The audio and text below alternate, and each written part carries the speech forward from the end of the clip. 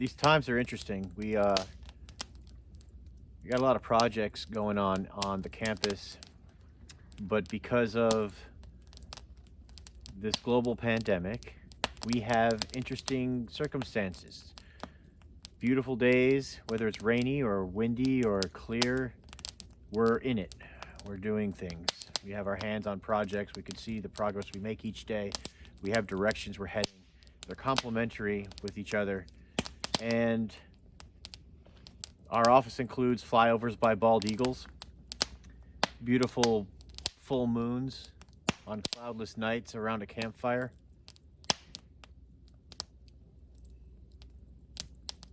and a sense of accomplishment as well as exhaustion, but there's a satisfying kind of baseline to the whole dance of it. And outside of this realm of the construct we're creating every day, there are the people who hold different stories.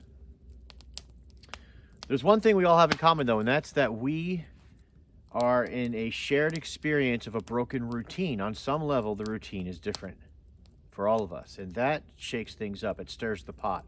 In educational psychology, it's understood that if you do a scene change, if you move to a different location, your senses awaken, your ability to learn increases, you absorb more until you get used to that scene, and then your awareness drops, your creativity, your problem solving, all of those things drop.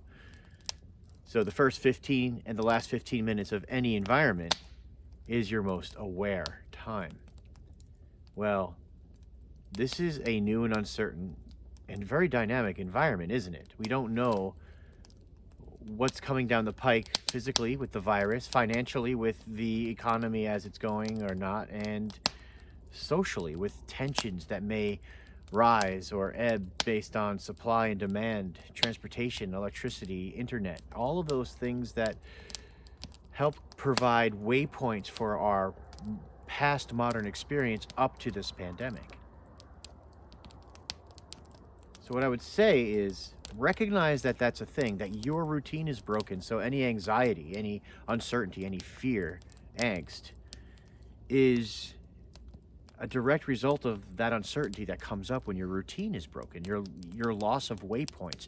You've lost your way toward whatever you were working, crafting, honing as part of your daily grind. There's always a voice that helps us to maintain sanity that says, we're doing this because. Well, now we're no longer doing this. What about the because?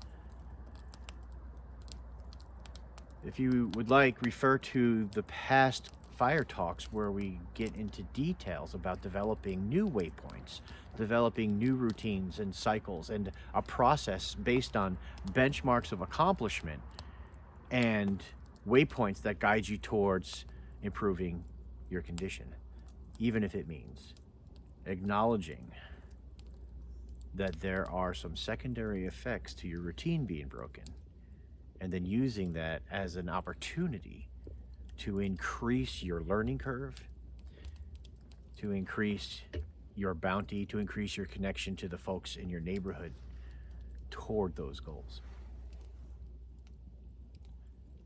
Stay strong, folks. See you on the other side of it.